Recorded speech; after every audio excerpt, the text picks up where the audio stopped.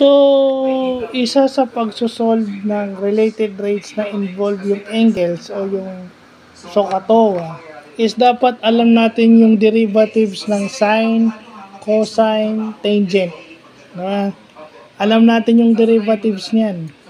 Kasi yan yung gagamitin natin. No? So, ayan.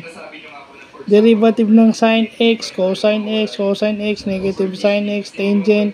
Kaya pala kanina, may nakita akong tangent example, secant squared theta. So yung mga, to name a few, yan na yun.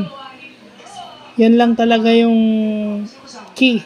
No? Pero, in the coming days, i-expound pa natin yan para maganda. Mas maganda lang na alam talaga natin to. Ito ang importante ito dapat binablog to kasi ito yung mga concepts na minsan nahihirapan tayo dahil hindi natin alam at hindi natin memorize. Ito yung kailangan memorize natin. Maaring na-analyze natin yung problem pero we don't know what equations or what formulas or what concepts to use. Nandun yung analyzation logic nandun, pero yung memorization, kung ano yung formula na part ng reasoning, ng analytical thinking, yun ang importante. So, yan.